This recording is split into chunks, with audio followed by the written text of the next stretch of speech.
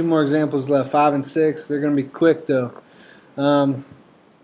Basically, you can use trig to find distances indirectly. So it's called indirect measurement.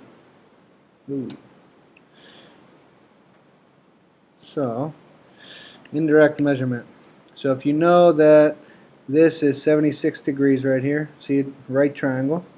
There's 90. You know it from here to here. You know it's 2 miles, and then you think, okay, I want to find the distance from here to here. Then all you have to do is set up a trig equation. So what trig function can we use? 76 degrees. Across from it is x, you don't know, and right here, so you got adjacent and you got opposite. What trig function?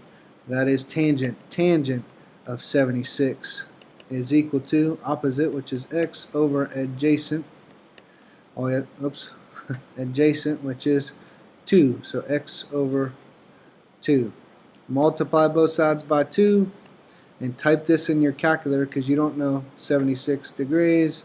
X equals, I believe it is 8.02 approximately. 8.02 miles.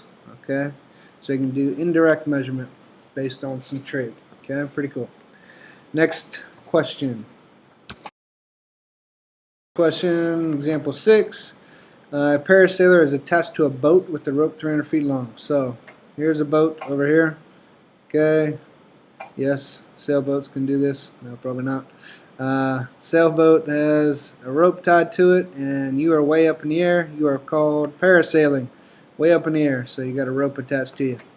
Now, the angle of elevation they're talking about here is 48 degrees.